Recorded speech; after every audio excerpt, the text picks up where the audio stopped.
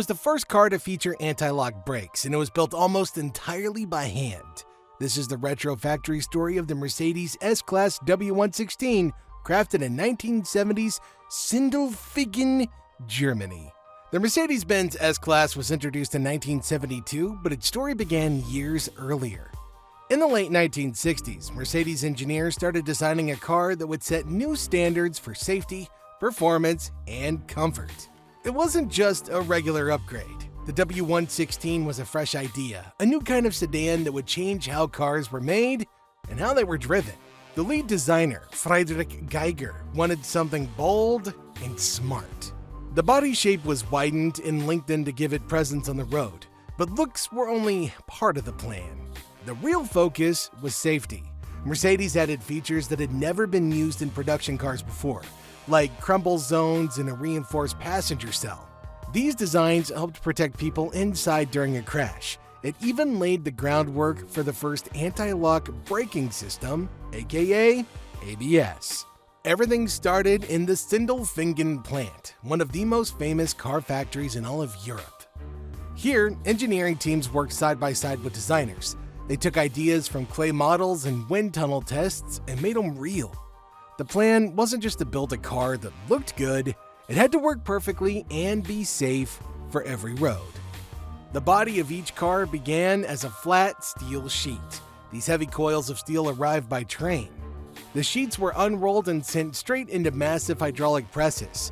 Some of these presses weighed more than 100 tons.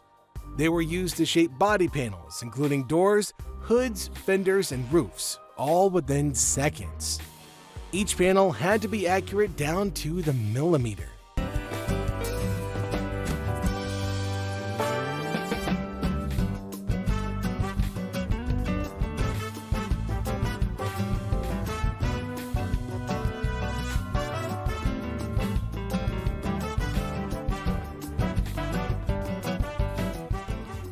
From there, the panels moved to the body shop. Here, workers and early welding robots joined everything together. The 116 had what's called a unibody design. This meant the frame and body were welded into one solid piece. It made the car safer and stronger. Side panels were connected to floor pans. Roofs were joined to pillars. Support beams were added in just the right places to protect against impacts.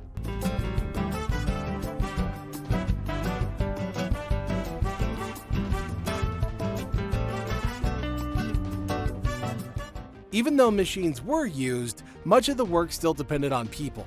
Workers checked door gaps by eye, aligned panels with simple tools, and smoothed out weld seams by hand. Mercedes added something special to this assembly line: quality control at every step. If a part didn't meet the company's strict standards, it was pulled aside and fixed. The body might be strong, but every car needs a beating heart. And in the next part of the factory, Mercedes built engines not just for power, but for perfection. At the center of the 116 was its engine. Some models used the smooth M110 inline 6, others had the loud and powerful M100 V8, especially in the 450 SEL 6.9 version. These engines weren't just made to move, they were made to last.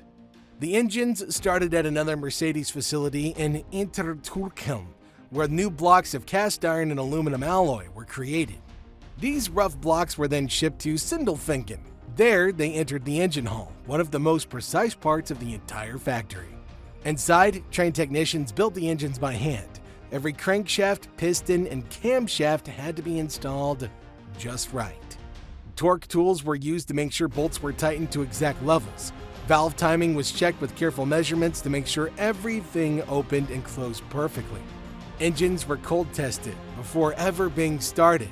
This means fluid was pushed through them to check oil pressure, airflow, and compression, all without turning the ignition.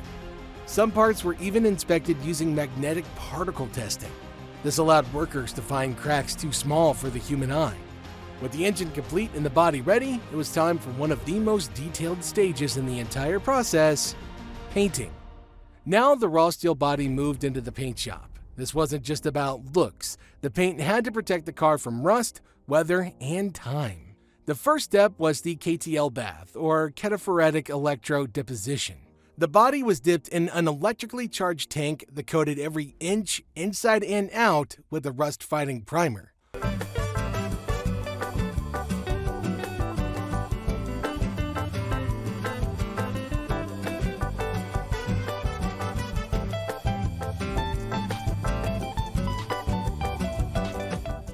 After the bath, the body went into a curing oven. This locked the primer into place using heat. And then came sanding. Workers used fine grit materials to smooth out the surfaces by hand. This took a lot of time and patience, but it made sure the paint would stick evenly. Robots helped spray the base coat, especially starting in the late 1970s, but humans still did the final layers and custom finishes. Multiple coats were applied: primer, color, and clear lacquer. Each coat was baked separately. This process gave the 116 its deep shine. Popular colors included astral silver, anthracite gray, and Milan brown. Each was carefully mixed to get the right look.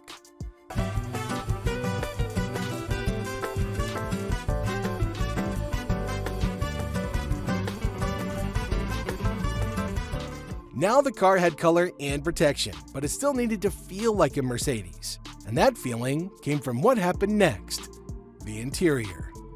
The interior of the W116 was about more than comfort. It was about making the driver feel in control, calm, and cared for. Before any seats or trim were added, the inside was filled with soundproofing.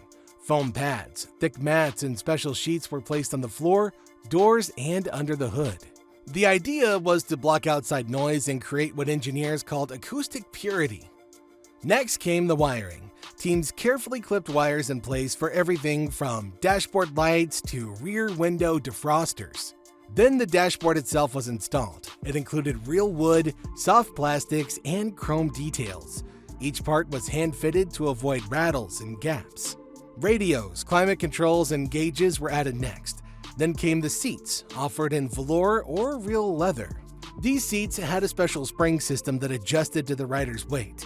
They were designed for long-distance travel and comfort. First, the front seats were installed, then the rear bench. After that, door panels, carpets, sun visors, and center consoles completed the space. Once the interior was done, the car went through the marriage, the moment when the engine and suspension were joined with the body. The engine and subframe were lifted into place with hydraulic tools. The suspension system, including the rear semi-trailing arms, gave the 116 its famous stability. Brakes, drive shafts, fuel lines, and the exhaust system were all added. Tires were inflated, balanced, and fitted. By now, the car looked complete, but Mercedes wasn't finished yet. The last hull in the factory focused on details. Bumpers were added and aligned. Chrome trim was checked. Every door was opened and closed multiple times. It had to make the famous Mercedes thunk, a deep, solid sound. Glass was installed with care. Lights and wipers were tested. Fluids were filled. Then the final electronics check confirmed that every light, switch, and window worked perfectly. Only after all of this did the car move to quality checking. At Mercedes, quality control wasn't a final step. It was part of the company's promise. Every 116 was inspected under lights. Doors were tested. Engines were run on a rolling road. The car was driven on a test track, through corners, braking zones, and even high-speed sprints. Only when the car passed every test did it receive a special stamp under the hood. Then it was cleaned, wrapped, and shipped by train or cargo ship around the world. Some models were sent by air to VIP buyers.